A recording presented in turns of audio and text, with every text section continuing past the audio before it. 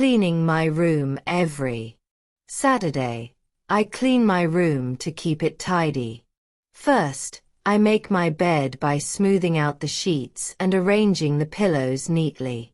After that, I pick up any clothes on the floor and put them in the laundry basket. I take out any trash and empty the trash can. Then, I organize my desk, putting away pens, pencils, and books in their proper places.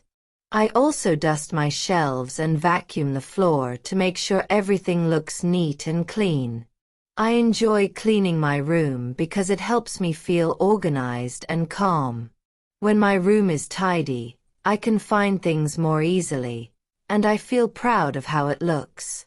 Sometimes, I listen to music while cleaning, which makes it more fun. When I finish, I step back and look at the clean room.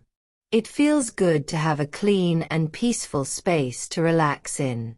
Cleaning my room is part of my weekly routine, and it helps me keep my space organized and pleasant.